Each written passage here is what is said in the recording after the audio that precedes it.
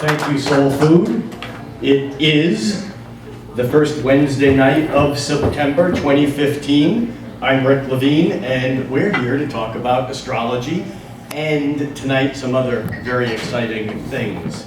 Before we get into the material for tonight, I just want to mention that if I seem a little bit scattered, it's because I got a plane to catch. I'm leaving for Bali tomorrow for 2 months. Now what that means is that next astrology night, on the first Wednesday night of October, I will be doing astrology night, but I'll be broadcasting it from Bali. What that means is that you can appear here at Soul Food if you'd like to, and you will see me on the screen, but not in the flesh, which I think is a metaphor for these days. We'll talk more about that in a moment. So I will be back here on the first Wednesday night of November, and for those of you out in YouTube land, I'd like to say thank you very much for your support and for passing this along to friends. Last month we had over 31,000 views of this evening, last month. And so thank you all out in internet land and in YouTube land.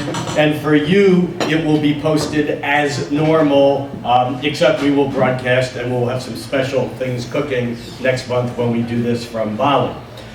Now, part of the reason why I'm going to Bali, and I should just say part of the reason, is I'm going to teach a 10-day retreat there, actually 9 days, from September 20th through the 28th. This retreat is a retreat that Jeff Jower, who I'll speak more about in a moment, and I we co-facilitated 4 other retreats in Bali.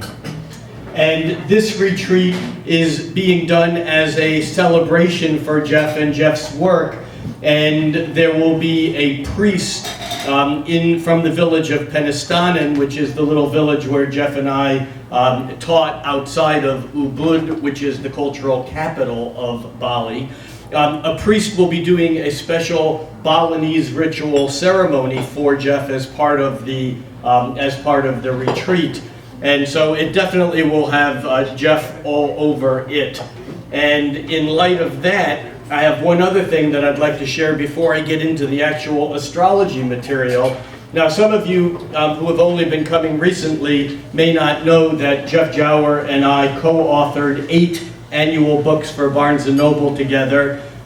We were business partners for 14 years. That's a half of a Saturn cycle. And for 7 years, we shared this stage here at Soul Food.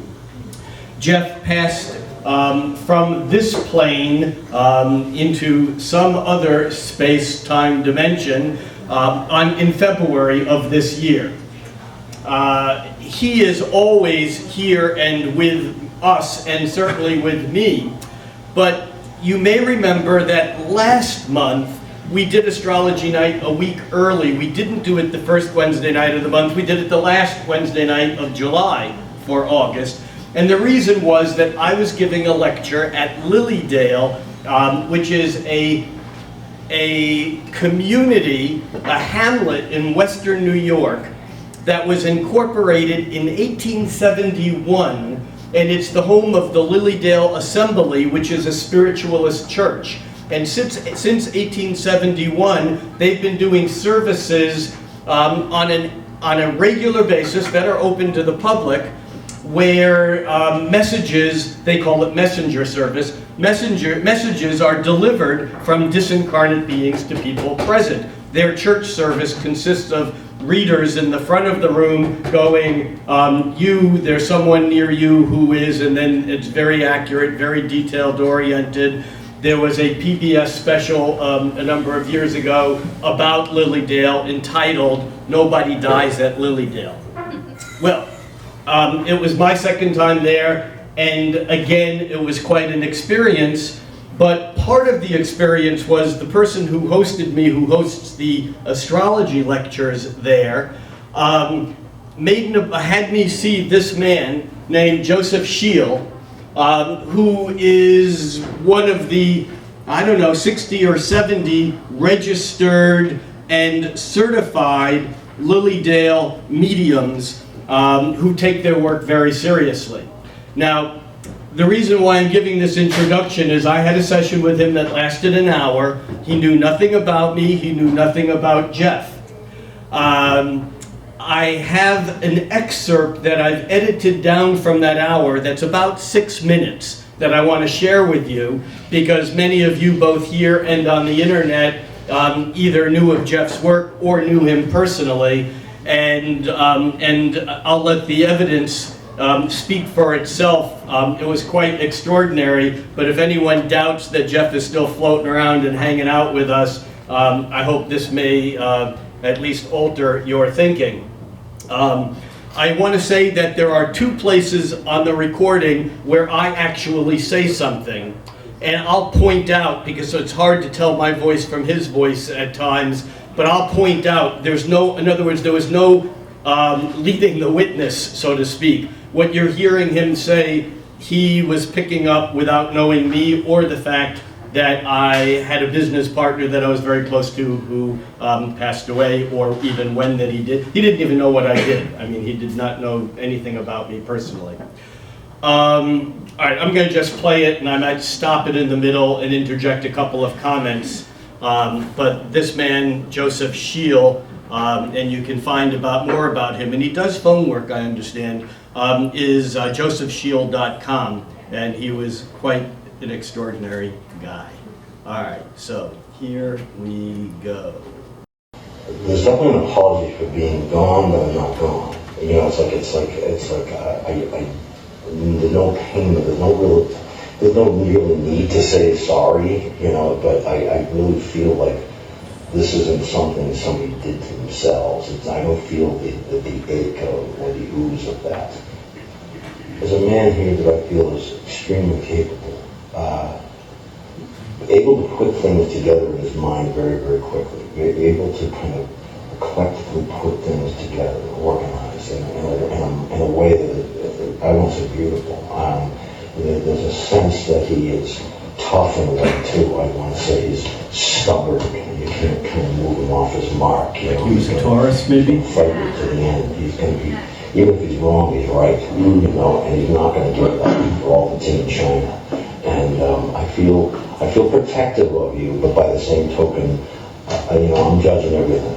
He's speaking from Jeff's point of view, and he's saying, I'm feeling protective of you. It's like he's channeling Jeff. I don't think that this is a malice or, you know, he's not here to hurt the world. He was never here to hurt the world. He's here to love the world, but to call out the baloney, you know, to call out the crap. And he wants to pull it forward and say, look, you know, and when he did that, look, you looked like Jeff. For those of you who know Jeff, he went, people is really strong. People might take it differently. They might take it wrong. You know what I'm saying? Mm-hmm. Just because of his forcefulness with it and his fervor, just like, hey, you know, that's not okay. But he's talking about me and him being a lot alike with respect. I don't deal well with ignorance. I don't deal well with stupid. And that's something that Jeff would say. I don't deal well with stupid. Almost his words. He's the same way. It's like, you know, the spark is there. It's like, don't cut it up. You know, it's like there's a firm and fair compass within him that is just amazing. And a smart, oh my God, this guy's got an IQ off the charts here. And I just need to say that as well. His love for you is extraordinary. It is extraordinary. I'm feeling so. I just want to wrap you up, you know, and I just want to hold you. I really do. And I need to say that to you because it's a feeling for me that I don't get this way easily. He would have been an extraordinary chess player. He just kind of knows where the pieces are. He had no patience for chess. More than anything else. I'm not talking about chess pieces, but he would be an extraordinary chess player. He could have sat down in Washington Square Park and moved pieces faster than most of those guys because that's how quick he sees the pattern of things. You know, the pattern. Yeah. Astrology. He just has it. You know, he sees the pattern in the drift of things, if you will. And it's interesting.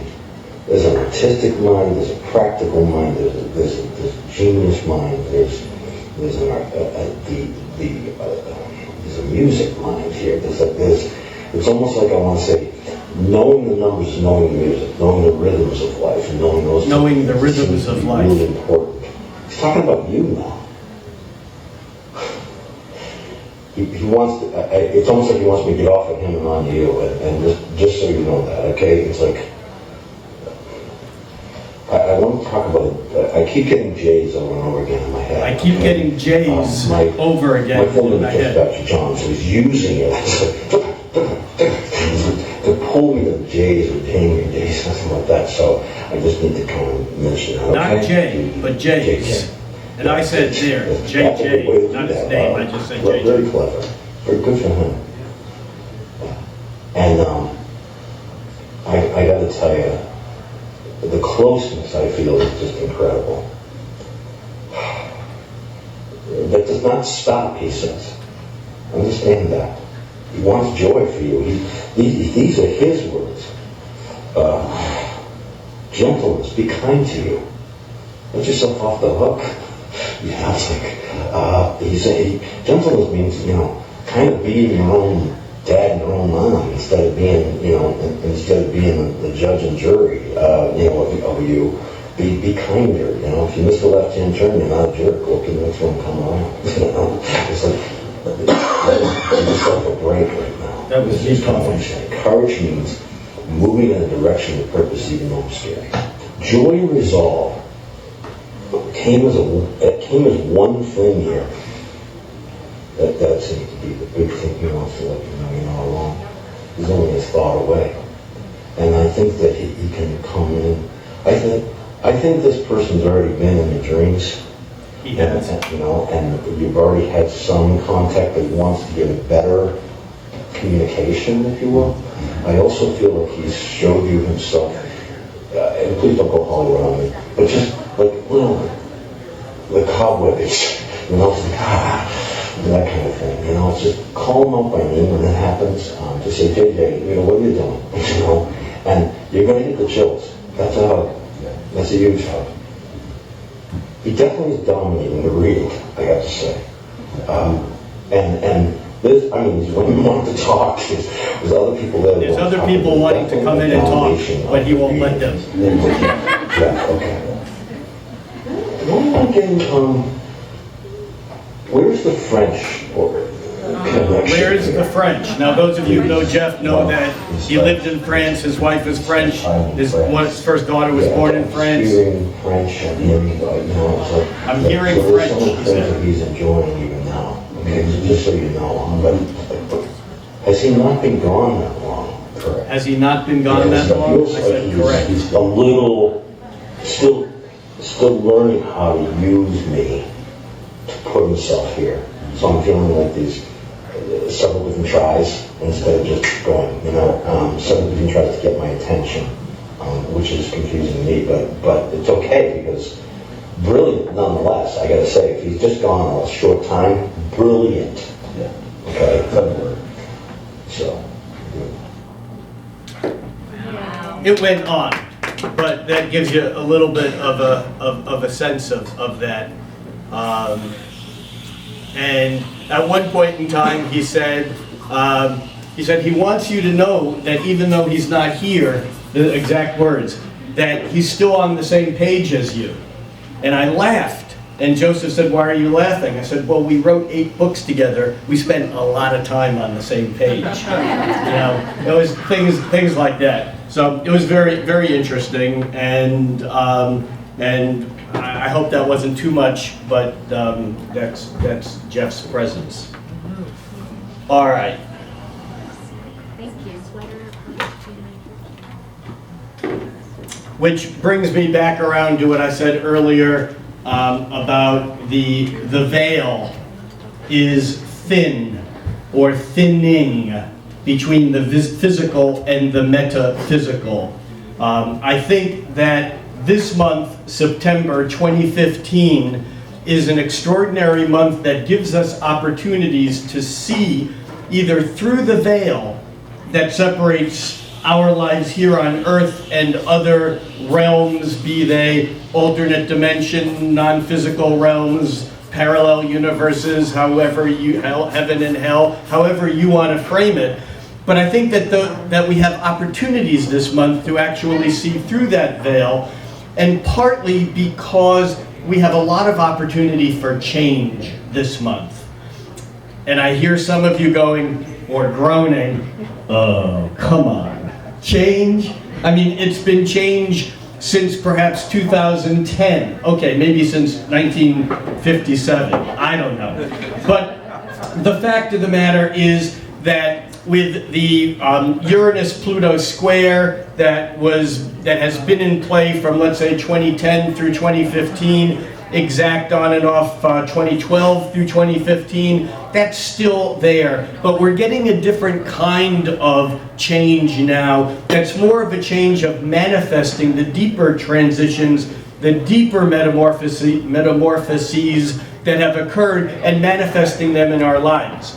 Normally, we can observe change when either planets change signs or change directions.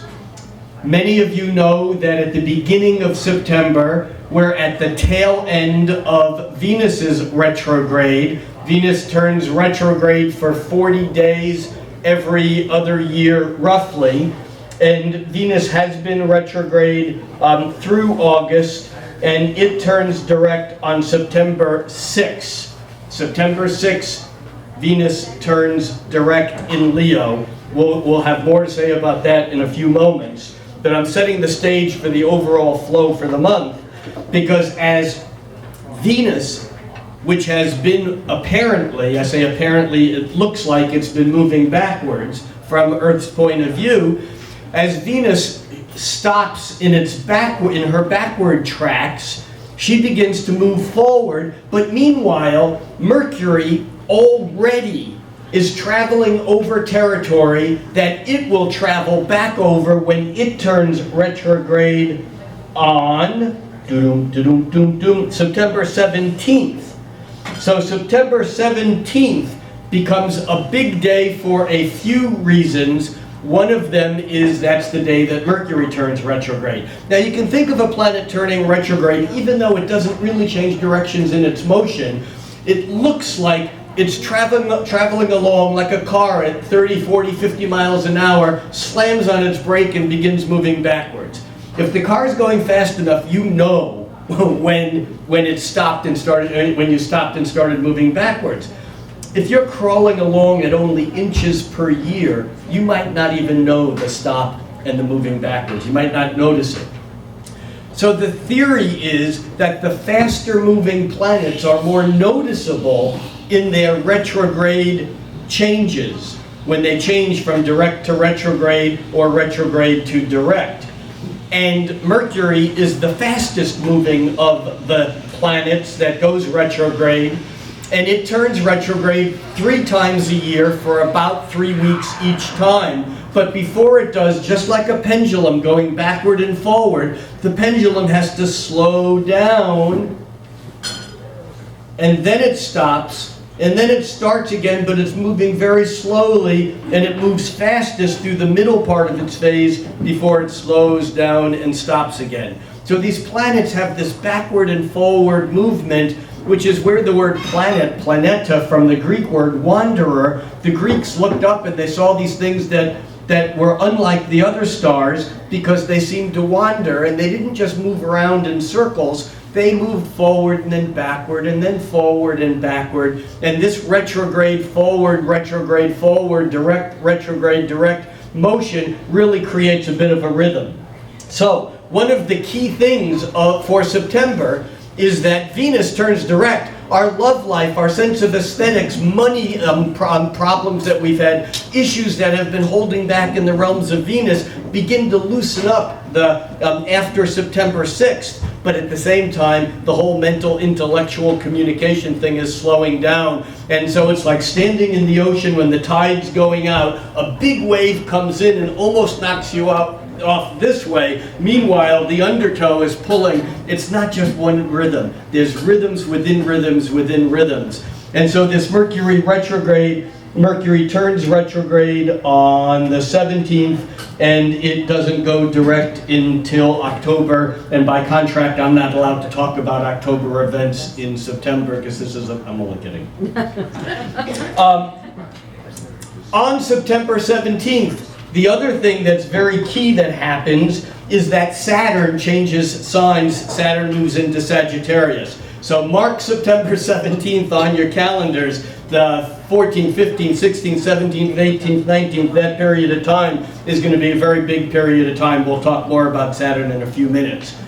The other major thing for September is that we have a pair of eclipses. We'll dig down into those in a few minutes also, but remember, eclipses in astrology are like new moons and full moons on steroids. All right, well, I don't think they had steroids that they could give the planets in ancient times, but a new moon is the beginning of a cycle, and the full moon is the culmination of that 28-day emotional tide or rhythm. And when we have a new moon eclipse, as we do on September 12th, or September 13th, if you will be in Bali with me.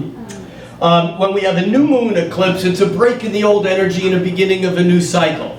We'll talk more about that in a moment. At the full moon eclipse on the 27th, or the 28th, on the other side of the international date line, that's like energy coming to a culmination. But in both cases, what happens is that the gradual rhythm of the moon getting fuller day by day by day by day until it's full, and then getting turning toward a new moon and waning day by day by day by day. What happens at an eclipse is like someone grabs the light switch that's been coming up in volume for 2 weeks, and then all of a sudden they rattle it. You know, it's like cosmically induced epilepsy.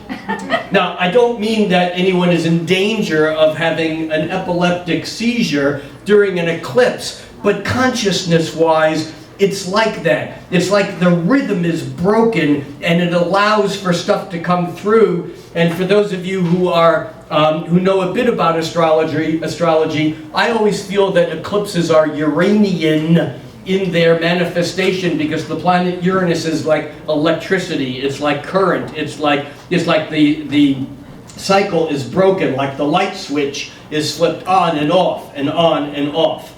So in September we have one planet, Venus, turning direct. We have another planet, Mercury, turning retrograde. We have two eclipses, a new moon eclipse on the 12th, and a full moon eclipse on the 27th.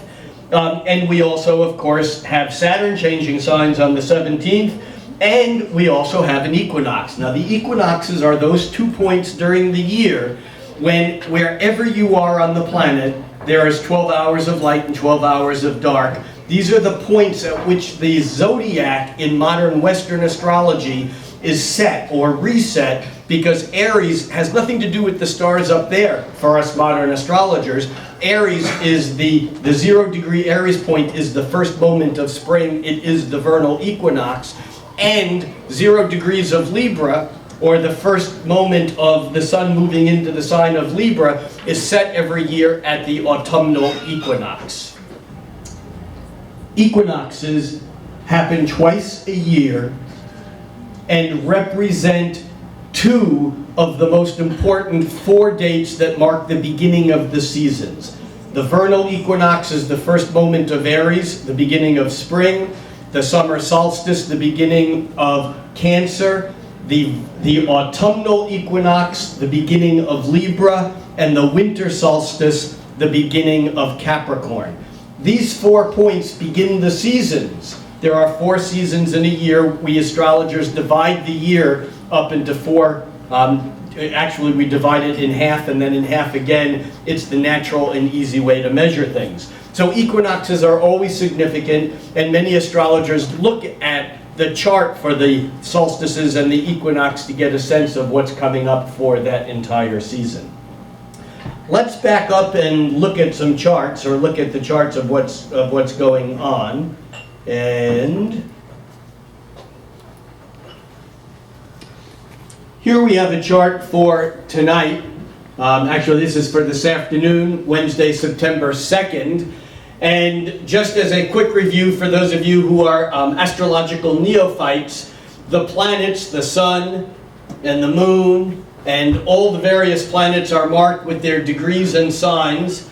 And the lines in the middle have to do with the angles or aspects that they make. The blue lines are easy or flowing aspects, trines or sextiles in this case. The red lines are squares or oppositions, and they're dynamic, more conflict or tension that can be creatively resolved and turned into wonderful experiences, but there's a harder energy. And the green lines are based upon a Latin word, quincunx, which is 5/12, which is an aspect of adjustment. And so we're not going to talk about all the aspects all the time, but we're going to talk about some of the ones that stand out for me as the most important ones during the month. And I want to start off talking here about how we have Jupiter, which spends 1 year in each sign. Last month we talked quite a bit about Jupiter because it had spent a year in Leo when everyone felt that expansive, self-centered, self-expression energy. We grew by becoming more of ourselves, so to speak, while Jupiter was in the sign of Leo. Now that Jupiter has moved into Virgo, in a way it's a bit contradictory because we grow by getting small. What does that mean? We focus our energies. Jupiter is in Virgo, which kind of denotes an entire year of getting the routines and the regimens down, of learning how to focus, be more effective and more efficient. And it's important to note that the sun is about a week and a half into its month-long yearly stay in Virgo. So we are in that Virgo time of year with the sun just having lined up with and gone past Jupiter while they are both in Earth sign Virgo. We have Pluto in Earth sign Capricorn for a long haul, for nearly 20 years. And today we also have the moon in Taurus. And this is kind of creating a grand Earth trine of very practical, down-to-earth energy. And so I'm just mentioning this. Normally on these monthly forecasts, we don't spend a lot of time on the moon because the moon moves so quickly, except when we talk about the new moon or full moon. And so we're going to now take the moon out. But you can still see that this Earth energy from Jupiter and the Sun forming a trine with Pluto, which is really giving us a place to stand on the ground. The significant thing that's going on right now is the fact that Venus is just about ready to turn retrograde. Just about ready to turn direct. As I said, it turns direct on the 6th. But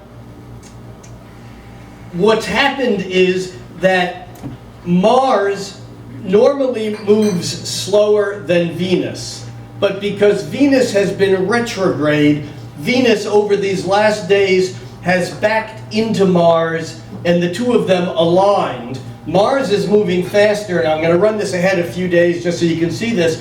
Mars is escaping from Venus, which is still retrograde, but even once Venus turns direct, it'll take her nearly a month to catch back up to Mars. So I'm going to move this ahead a day at a time. And you can see there's Venus now turning direct. The moon comes whizzing through, but Mars is still moving faster. You see Mars escaping from Venus, but now Venus begins to catch up to Mars, and it won't be until next month that in the sign of Virgo that Venus actually catches and overtakes Mars, but not until the end of October. Actually, it doesn't occur until the beginning of November. So the important thing to understand is that right now in the sky, Venus and Mars are tracking together. And when Venus and Mars come together in the sky, that's often a time of creativity, of love, of romance, because Venus and Mars are the cosmic lovers. Venus was Mars's consort. And the fact that this energy of, men are from, women are from Venus, men are from Mars, women are from Venus. Which order does that go in? Mars, women are from Venus. Thank you. I'm not convinced, by the way, but that's not for here and now, other than to say men are from Venus and Mars, and women are from Venus and Mars. We have a bit of ancient stereotype that gets in the way of some of those concepts, and I think actually can be detrimental to healthy relationships, with all due respects to John Gray. The fact of the matter is, though, that when Venus and Mars are tracking together as they are now, we can be very creative. This is in Leo. This is about showing your energy. This is about being who you are. This is about coming from the heart. We've been in a strong Leo phase, and yet we've been, if those of you who were here last month, you remember the key word was peristalsis, which is the expansion and contraction that the body uses to move things along in the esophagus and in the colon. And so in a way, we've been in this kind of expansive Leo, heartfelt, opening energy, especially while Jupiter was there. And yet, these energies were also 90 degrees to Saturn. Well, everything is getting ready to shift now. Because Saturn, which has backed up into Scorpio, Saturn was in Scorpio from the fall of 2012 all the way through Christmas of 2014. And for those of you who were Scorpios or fixed signs, that would be Scorpio, Aquarius, Taurus, and what am I missing, Leo. You probably felt Saturn moving through fixed sign Scorpio in your life, feeling the contraction. Saturn moved into Sagittarius last Christmas, and it kind of danced in the first degrees of Sagittarius through mid-June, when it turned retrograde back into Scorpio, and it's been in Scorpio through July and August, and on September 17th, Saturn changes signs into Sagittarius, where it will stay for 2 years. Celebration is premature. Well, Saturn in Scorpio is difficult because especially in the retrograde phase, because it reminds us of all the emotional crap that we thought we processed that wasn't quite done. So we're kind of at the tail end of that. But when Saturn moves into Sagittarius, on one hand, we may be breathing a sigh of relief, and maybe even exhilaration. Yippee! However, like I said, celebration still may be a bit premature, because as Saturn moves into Sagittarius, yes, we begin looking ahead. Sagittarius is about the distant horizon. Sagittarius is about the idea that we can expand out to the outer edges. We can bring our mind up above the mundane and into the heavens. It's all of this optimistic, far-seeing exhilaration of what philosophy and intellect and imagination can do. It's opinions and dreams, and it's higher education that expands the mind. All of this is Sagittarian kind of stuff. It's fiery. It all sounds good. But Saturn's there. And Saturn says all that stuff that was so light and easy and breezy and positive and expansive, now is going to be hard work. It's not a bummer, it's just a shift of thinking. You see, when Saturn moves into Sagittarius, Saturn demands that we give structure to those vague ideas that we used to have of what our future might be. And instead, we need to concretely make it happen. Wherever Saturn's the taskmaster. You know, Saturn is karma. Saturn is Satan. Etymologically, they're one and the same. Satan is just Saturn with a Judeo-Christian judgment that we were born of original sin, and therefore we all deserve shit, eventually. I mean, it's true. Saturn is the fallen angel. Saturn is light that has come into the three-dimensional realms, and as Buckminster Fuller would say, has become gravitationally trapped into matter. That's what we are. We're gravitationally trapped light. That's what Saturn is. It's neither good nor bad. The judgment of Satan or Saturn being bad it comes from this judgment of sin and of original sin. So Saturn is more correctly karma. You get what you deserve. Good news or bad news. Jeff used to say Saturn is the planet that says no and means yes, and I always used to have to qualify that. It doesn't mean like on a date. It's not about protesting, saying no and really meaning yes. Saturn basically puts up roadblocks and limitations and restrictions to slow us down, and we want to get somewhere, we're going somewhere, we're ready for success, we're ready to launch a new project, a new relationship, a new business, to move somewhere else, to get our life into whatever that next phase is, and Saturn says, no, you're not ready yet. But if you can listen to Saturn's no, rather than as a sign of defeat, rather than as a sign of, yes, I'm here to help you, you just need to get it together. That's what Saturn's job is. Liz Green, the Jungian astrologer, psychologist, wrote a book that I think was very instrumental in reframing Saturn in the modern era, because in ancient astrology, Saturn, and I should say Saturn and Mars, were never good news. They were the malefics. They were the cosmic bad boys. All right, we've added Pluto to the bad boy club. But the fact is that Saturn isn't bad. It isn't negative. It's just difficult because it requires us to get it together. So Saturn in Sagittarius is a call for everyone to get their philosophies, their higher ideals, their vague thinking that is important for creating the outer edges. William Blake wrote what was once, what is now proved was once only imagined. Saturn proves things that were once imagined. And so Saturn's job is to make things real. If we resist Saturn, it doesn't help our cause. Instead, we need to acknowledge and embrace and dance with Saturn as he moves into a fiery sign. Grant Louis, one of my favorite astrologers who wrote in the 1940s and 50s mostly, wrote a couple of brilliant books that you can find. They're out of print, they get reprinted. One is called Astrology for the Millions, which I think is a brilliant, brilliant book. That book in particular. Anyhow, Grant Louis wrote of Saturn in Sagittarius as the person who was born with Saturn in Sagittarius. Any Saturn in Sagittarius is here? Few. Okay. The people born with Saturn in Sagittarius, and therefore even now that we all are experiencing Saturn in Sagittarius, would rather have a goal that reflects their integrity and never reach that goal, than have other goals that might have immediate payoffs that don't somehow align with their true spirit.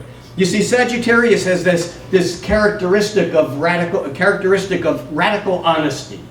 I remember Linda Goodman writing, "The typical Sagittarian will say what's true, whether or not it's appropriate." And she used the example of the Sagittarian saying, "You know what? Your pug nose looks pretty good today." It's the truth.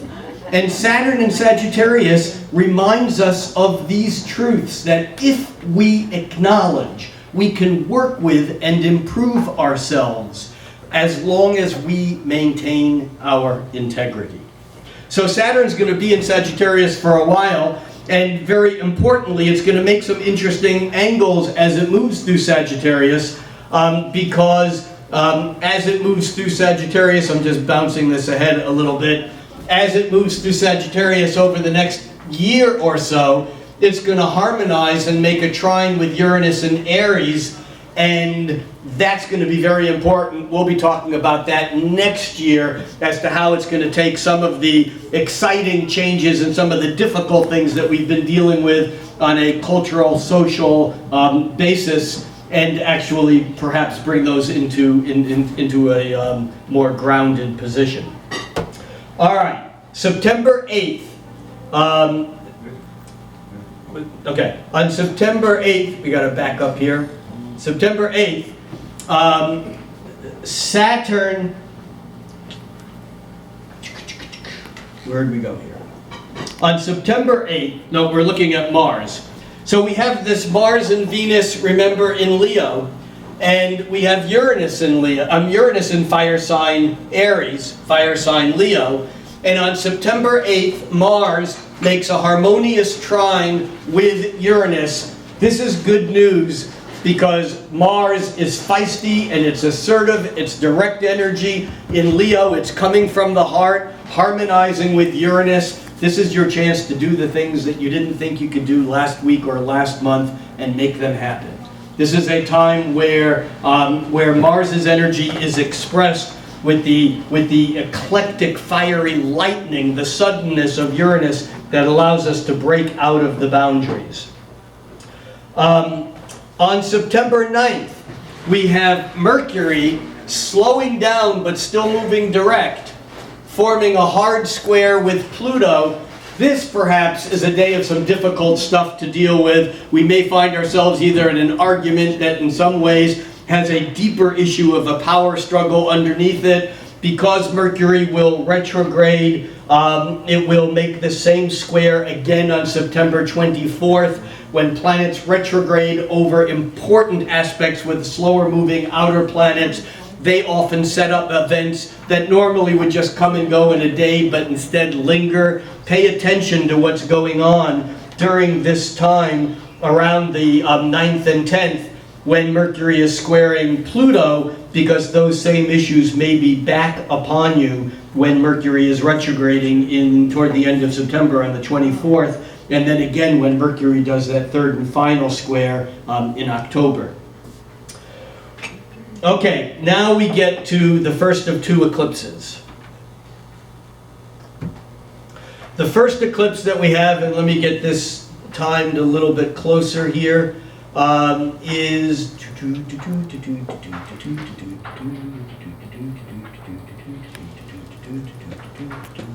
there we go. That's close enough for someone without Virgo in their chart. I have a friend who always used to say, for a Virgo, perfect is almost good enough. And we are in the Virgo time of year. And this is a new moon in Virgo that imprints upon us the need for efficiency, the need to be effective in how we serve others and how we do things. You know, Virgo, the Virgo-Pisces axis is the axis of hard work and self-victimization.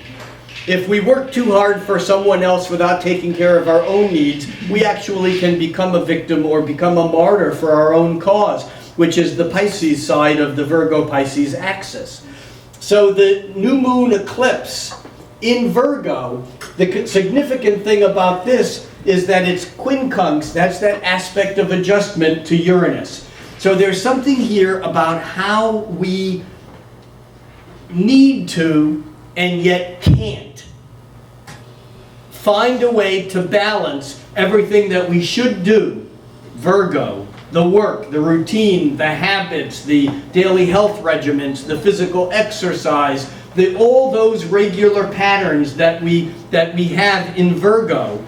We need to get that together, and yet, because of its quincunx to Uranus, it's like there's a part of us is going, but what about me? But what about my needs? I want to do this. And it's kind of like an adjustment aspect that we can't quite get it right. So we may feel kind of, like out of sorts or high frequency, high tension energy as we try to set all that down. Now, it's been said historically that new moon eclipses indicate the king must die. The reason for this line of thinking is that the light of the sun, the ruler, the king, the sun king, all of a sudden goes out. Everyone can see the emperor is not wearing any clothes. And therefore, often we see changes in structures of power, regime falls. That doesn't mean that every ruler of every nation at an eclipse will fall from power, but it does set up changes that alter the power structure. And here, especially in Virgo, it has a lot to do with that which is not in the limelight. It's more of it's the worker bee. It's the rise of the working class, if you will, and what that might mean to the larger power structure. The other thing that's occurring during this period of time that's exact on September 16th, that is still part of this eclipse, is the fact that Jupiter is opposing Neptune. This is a slower moving cycle. Jupiter-Neptune cycle is about a 14-year recurring cycle. And this has actually been close enough already that it's part of the floods and rain that we've seen. You know, there was an exact Jupiter-Neptune trine during the Christmas Day full moon tsunami in Indonesia back a handful of years ago. And if we go back to the last full moon, that full moon occurred on this Jupiter-Neptune axis. And it certainly set up some pretty severe weather patterns, not only here, but around the world. So Jupiter and Neptune are both expansive. Jupiter is expansive in as much as it's like a magnifying lens and creates opportunity. Neptune is expansive, but it's unlimited, so it disperses the energy completely. Instead of a good idea, it's our imagination that doesn't need to become real ever. It's just, there's no boundary. You see, Jupiter's inside the orbit of Saturn, Neptune is outside the orbit of Saturn. I like to think of Neptune as Jupiter that's escaped from the rules, escaped from the boundaries, escaped from Saturn's restrictions. You understand? So when Jupiter opposes Neptune, which it is all month, it's exact on the 16th, but it is all month. This is a month where our imaginations are vivid. They're unleashed. It doesn't mean that everything we dream is real, but it does mean that the dreams can be used as fodder to precipitate reality later on. So, on the 17th, let's go back here to a day at a time. All right. So on the 17th, we have Saturn changing signs. Saturn moving from Scorpio into Sagittarius. We already talked about that. But we also have on the 17th, Mercury. Here it's marked with an S. You can barely see it, meaning that it's stationed. From Earth's point of view, it ain't moving. And then over the next day or so, it actually turns retrograde. So Mercury's retrograde on the 19th, it turns retrograde on the 17th, and I didn't note this in my notes because it is next month, but it turns direct on October... On Friday night, the 9th. Yes, on October 9th. Thank you. It turns direct on October 9th. So the traditional lore around Mercury retrograde is horrific. It's don't do anything. Don't sign contracts, don't get married, don't take a trip, don't buy anything important, and all I can say is that's total and utter bullshit. There is nothing wrong with doing something while Mercury is retrograde with this caveat, if you pay attention. You see, what happens is that when Mercury is retrograde, because it's closer to Earth, the mercurial stuff, our thinking process, our interchange, our interactions with others speed up and become intensified. And someone can say, oh my God, I just came across this amazing thing, but you have to buy it right now, here's the contract. Oh, okay. We do stuff without thinking. We've been thinking about buying a car for years. Mercury turns retrograde, we go out and look at a car, we buy the first thing we see. You know, because we like purple. And we get home and we wake, oh my God, I bought a 2-door, sports car and I don't have room for my dog. No less, 2 friends. We do things that are stupid when Mercury is retrograde if we're not paying attention. Now, the thing about retrogrades is that the planets do cover territory that they've already covered. From Earth's point of view, they really do look like they're moving backwards. Which means that in your personal charts, if over the past few weeks, prior to Mercury's retrograde, while it's in its shadow, the shadow is the place that it tracks back over during the retrograde, that if Mercury has made significant aspects in your birth or natal chart, those aspects don't just happen once like they normally do, they set up holding patterns that you revisit again and again. So this is a good thing to note with retrograde planets in general, especially the faster moving retrogrades of Mercury, Venus, and Mars. The point here, though, is that when a planet is retrograde, we have an opportunity to look back, to reassess. In fact, any word that begins with the RE is a good Mercury word, a good Mercury retrograde word. Whether it's reassess, revision, reconsider, rethink, remote, but that has nothing to do with anything. Sometimes it's good to know when to stop. Saturn.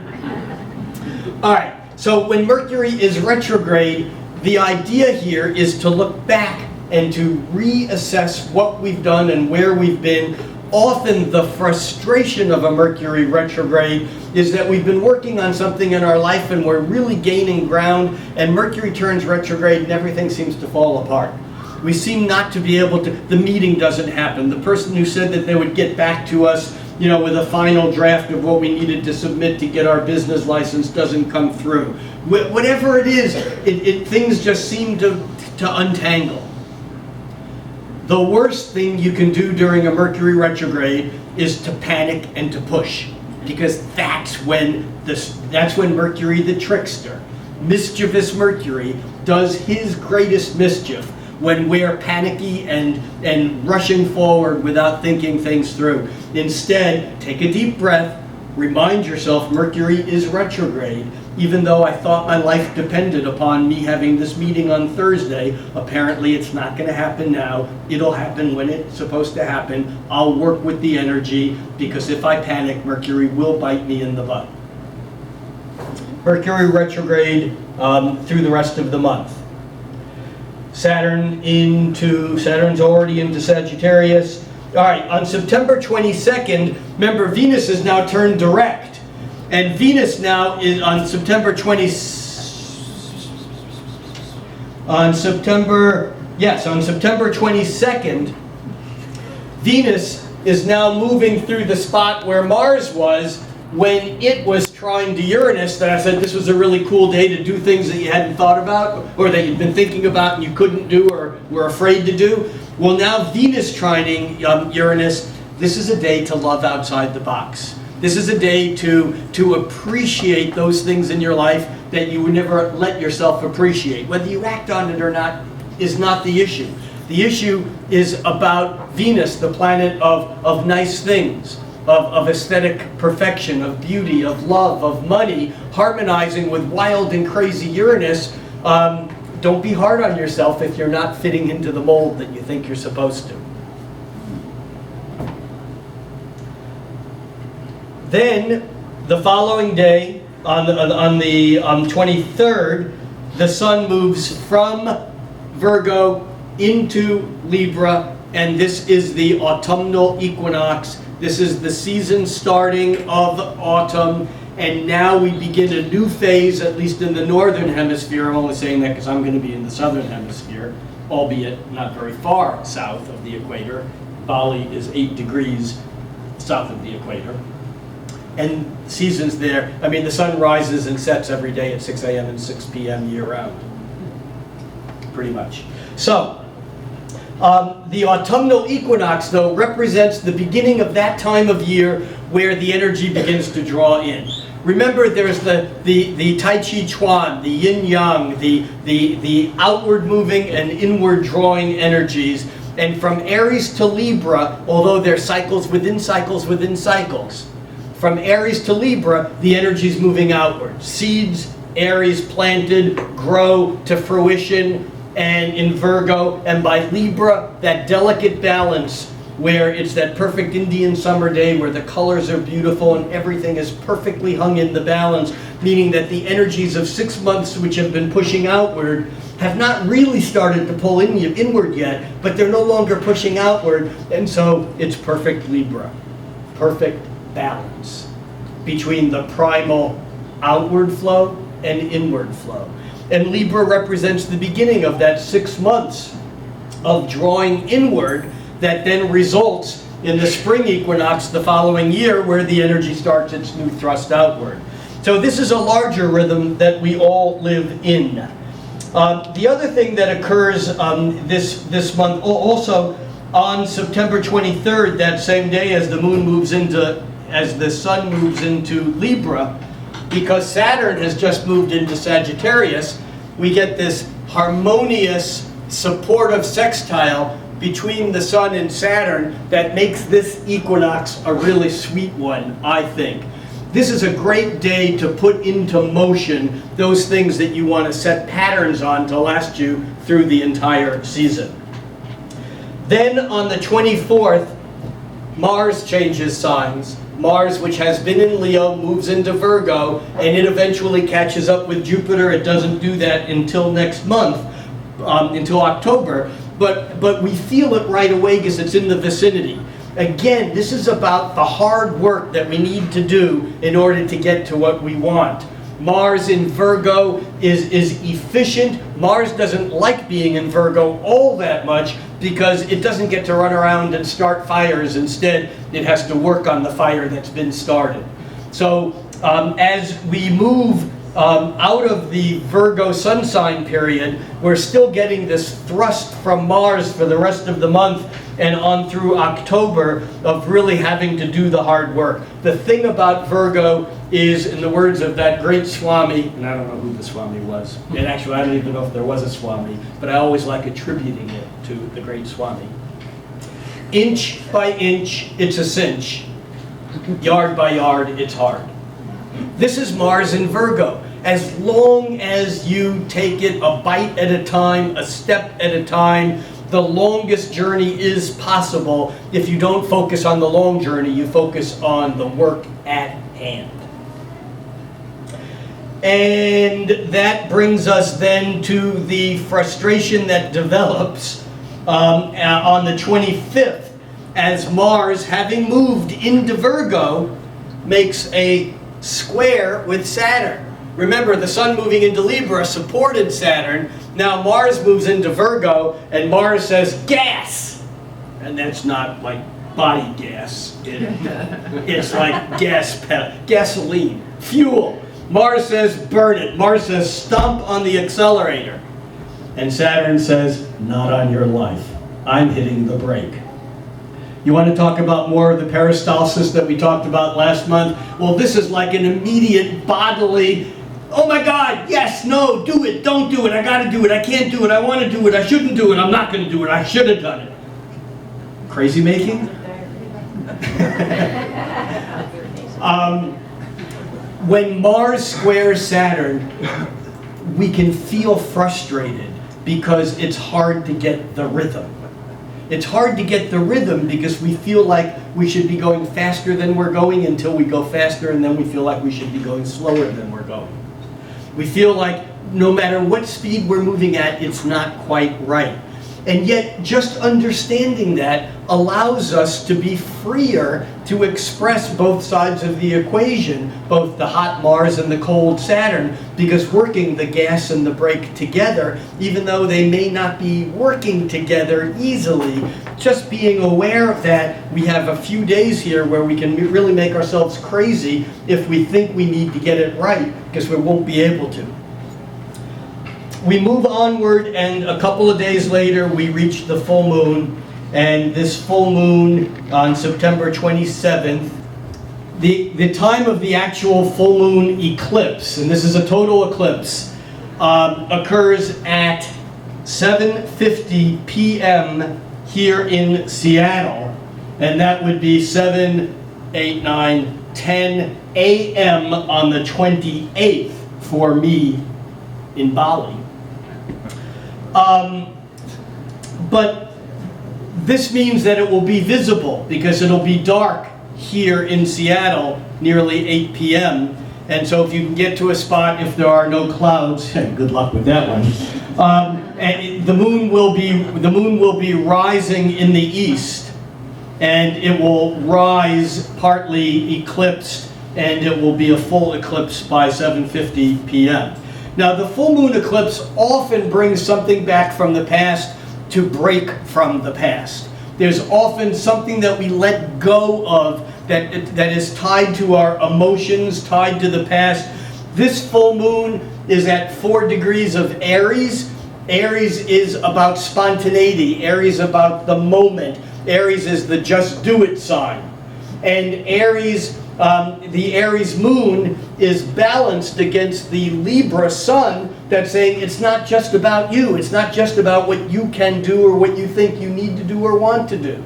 It's about finding that balancing point between you and others. And so this full moon represents that energy, and although it's just past the trine to Saturn and not quite yet at the square to Pluto, both Saturn and Pluto are involved in this eclipse, which deepens the energy and creates a sense of consequence.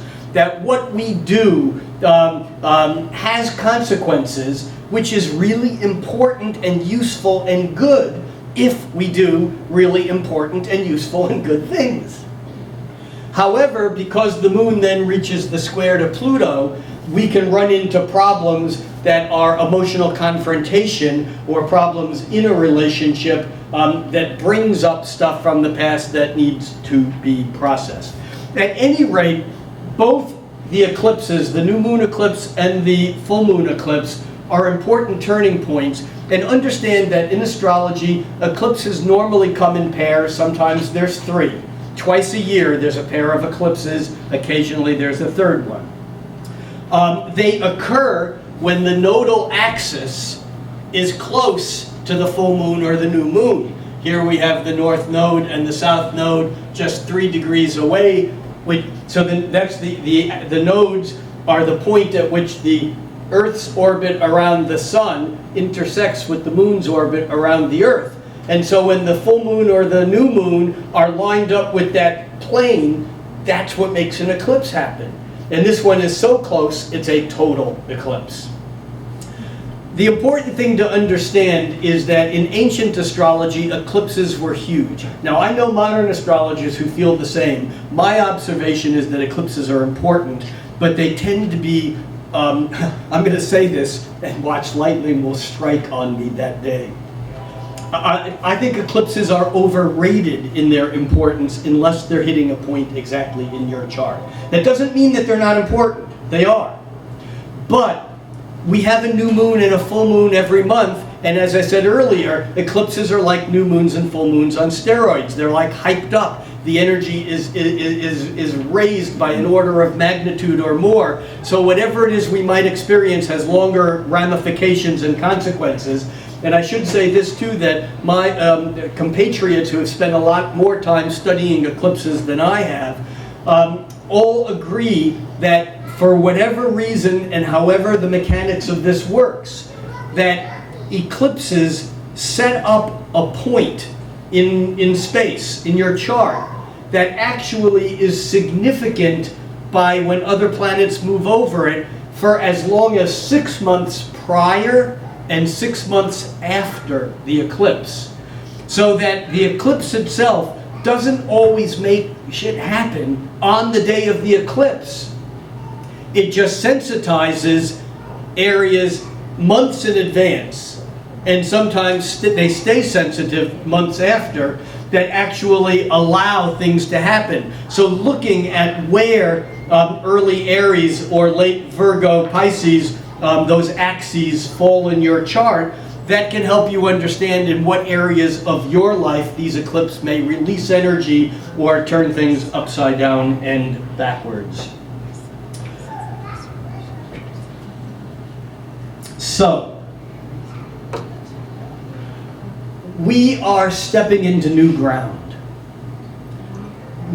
You'll notice that aside from saying something about it in the opening, I really have not spoken barely anything about the waning square between Uranus and Pluto. Oh, it's still all there. We have presidential election coming up. We still have policemen being shot. We still have Black Lives Matter. We still have gender issues. We still have issues on the control of one's own ability to control substances that you take yourself. There are still people getting, busted in states for things that are legal here, marijuana. I mean, the issues are still there. We still got issues of ecology. We still have Monsanto, the evil empire, to deal with. All these issues that are tied to the Uranus-Pluto conjunction back in the 60s and the Uranus-Pluto square from 2010 through 2015 are all still there. We just haven't, well, I guess we just did. I was going to say we just haven't talked about them, but so much for that theory. The point is that background is still part of what's going on. It will not go away for years, and in fact, everything that's going on is still happening in light of that. Having said that, we are stepping into new territory. We are stepping into mutable territory. You see, in astrology, every sign is cardinal, fixed, or mutable. Cardinal are the season-starting signs of Aries, Cancer, Libra, and Capricorn. We've had the cardinal square, T-square, and grand square, kind of fed by the square between Uranus in cardinal Aries and Pluto in cardinal Capricorn. Cardinal is about change. It's about the initiation of change. It's about the starting of a new cycle. The mutable signs are the change signs. They're the ones at the end of the cycle. And we have now Saturn moving into mutable Sagittarius, and we have Jupiter already moved into mutable Virgo, and we have Neptune, which has been in mutable Pisces. And so what we're getting is a whole different flavor of energy. It's, all right, the change is in motion. How do we dance so we don't fall off the rocking ship? How do we adapt to the changes that have already occurred, even though their ramifications aren't all the way played through? This becomes the dance of September of 2015. It's about adapting to change, but without losing our own individuality and our own centers.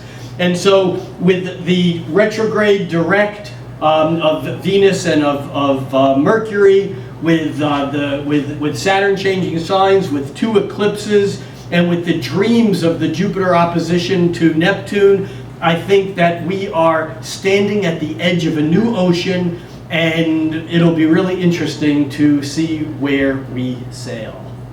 Thank you all again. Remember, next month we will be broadcasting from Bali. Anyone who watches this from Bali, pay attention to my Facebook page. We will post the information. It will be an open and public event at the retreat center near a little town called Bayad, outside of Ubud, and it will be open. So if you happen to be in Bali, please plan on joining us there. And anyone here at SoulFood who wants to make the trip, it's free. Well, the trip isn't free, but astrology night, which will actually be astrology afternoon in Bali, will be next month. We'll see you back here in November. Thank you all. Thank you.